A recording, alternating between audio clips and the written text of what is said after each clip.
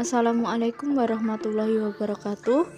Kami dari kelompok 7 mata kuliah kajian apresiasi drama yang terdiri dari Tria Agustina, Alvina Umul Fitriani, dan Miftahul Jannah. Kami akan membahas materi tentang peran dan perwatakan. Berikut ini pemaparan materi dari kelompok kami. Yang pertama yaitu pengertian peran. Peran adalah suatu bagian atau karakter-karakter yang diperankan oleh seorang aktor dalam sebuah drama. Yang selanjutnya yaitu jenis-jenis peran dalam drama. Dalam drama, jenis-jenis peran ada 8. Yang pertama, peran tritagonis. Peran tritagonis adalah sebuah peran yang bersifat netral. Dalam arti, peran ini tidak memihak pada siapapun.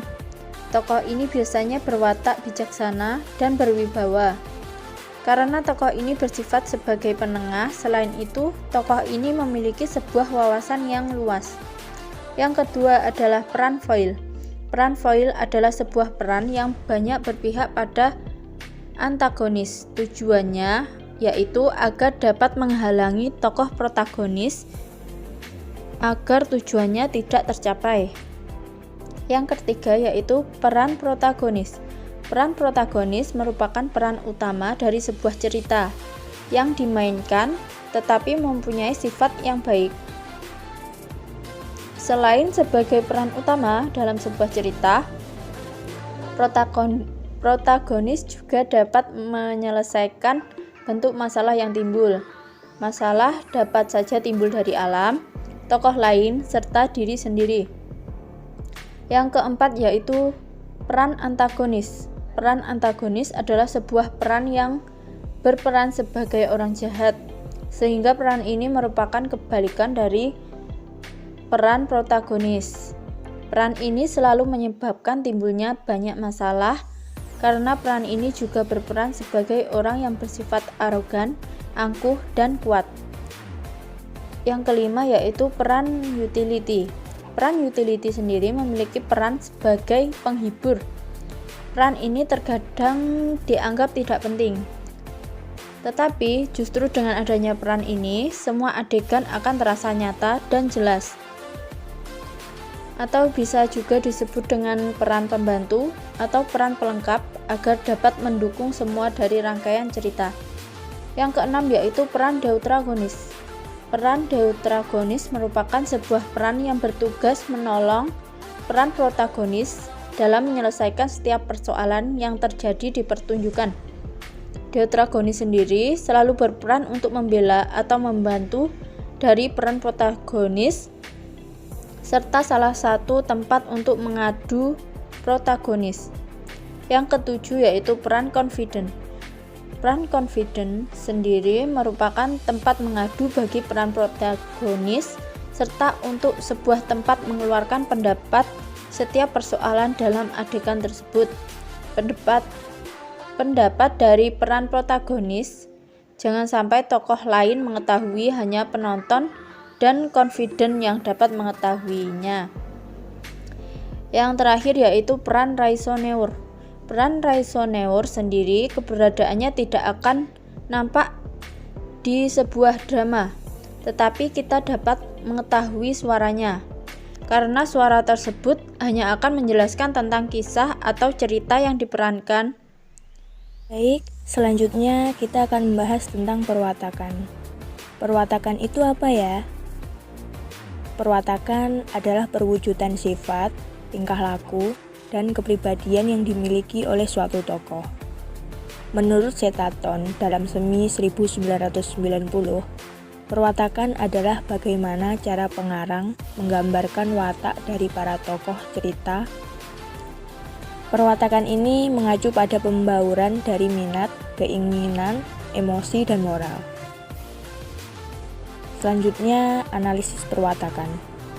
Perwatakan seorang tokoh dalam drama dapat dilihat dari heopteks atau teks utama yang dapat berupa dialog atau monolog.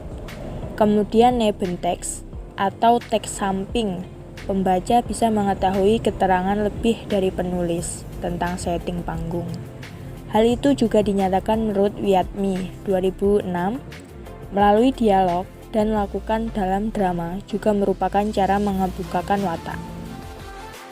Marquardt mengatakan bahwa terdapat 3 cara dalam menganalisis tokoh, yaitu karakterisasi tokoh.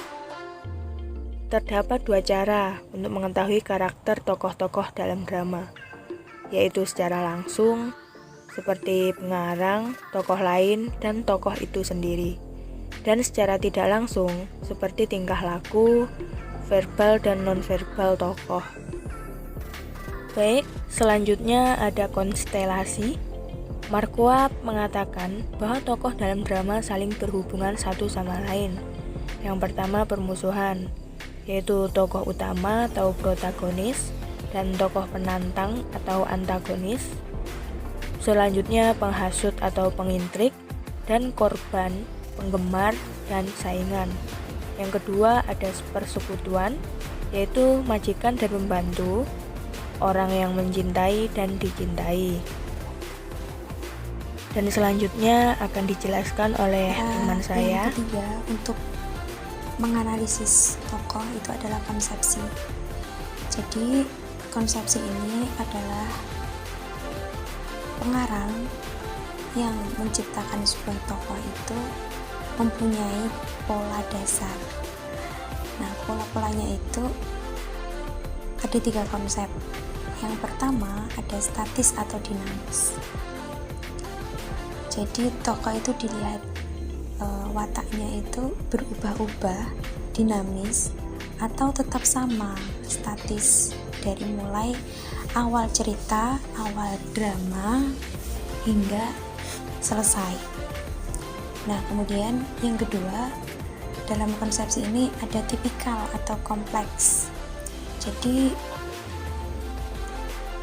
seorang watak tokoh itu mempunyai watak yang khas, tipikal, atau ia mempunyai watak yang sifat yang banyak. Jadi dia mempunyai sifat yang khas atau sifatnya itu banyak. Nah, kemudian yang ketiga dalam konsepsi itu ada tertutup atau terbuka. Nah, jadi watak tokoh itu terlihat jelas, mudah dipahami, dan tegas atau tidak, yang dinamakan terbuka. Ada 3 dimensi untuk mengetahui dan memahami tokoh dalam drama yang dijelaskan oleh Wiyatmi. Yang pertama itu ada dimensi fisiologis. Jadi untuk menganalisis tokoh itu kita lihat dari dimensi fisiknya, dari fisiologis. Nah, fisiologis ini kan diantaranya adalah usia, jenis kelamin, keadaan tubuh, ciri-ciri muka, dan lain sebagainya. Kemudian yang dimensi kedua yaitu dimensi sosiologis. Jadi dilihat dari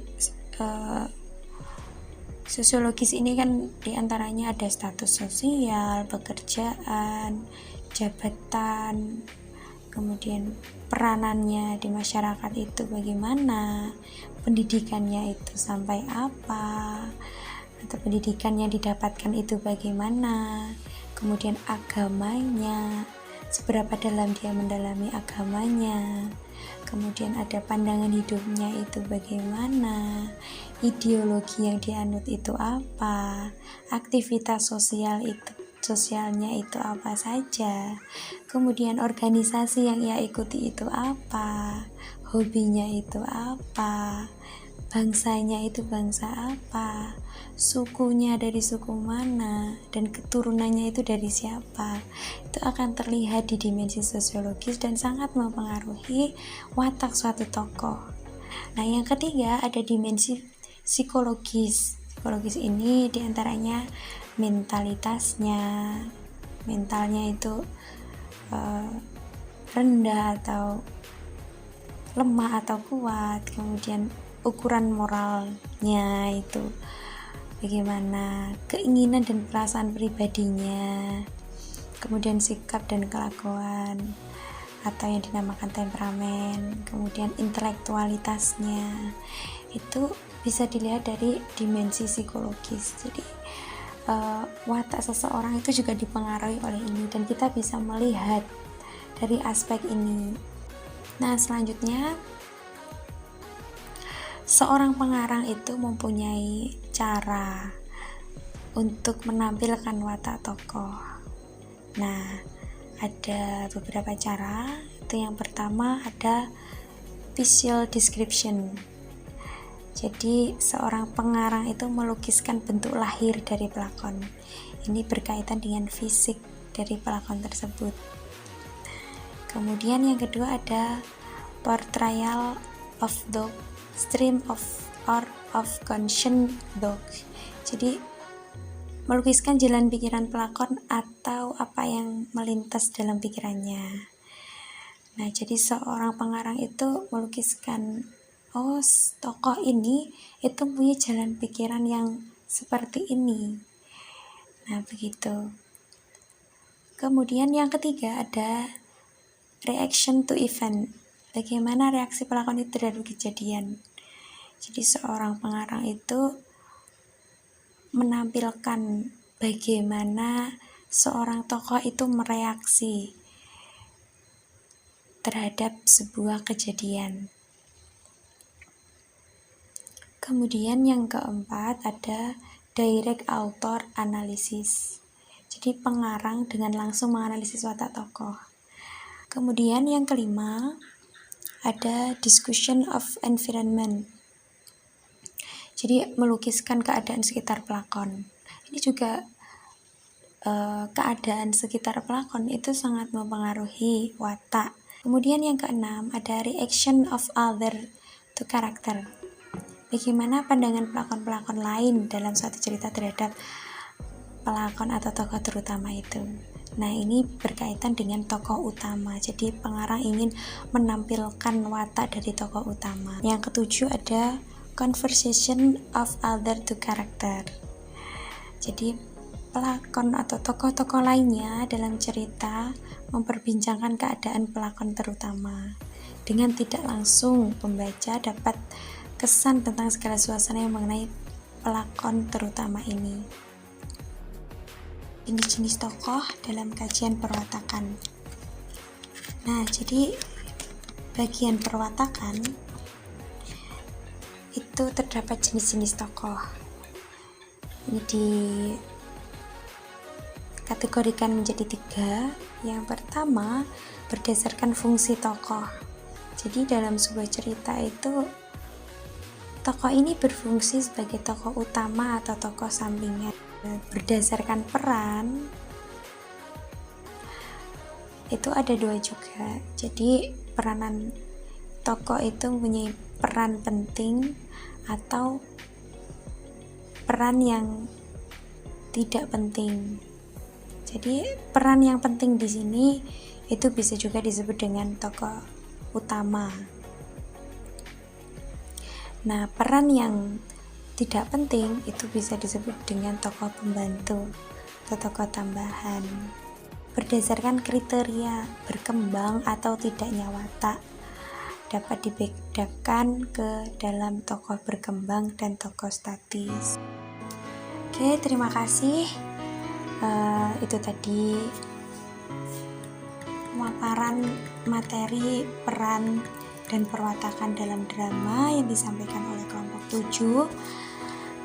Silakan teman-teman semua untuk menulis pertanyaan ataupun sanggahan di kolom komentar. Terima kasih. Assalamualaikum warahmatullahi wabarakatuh.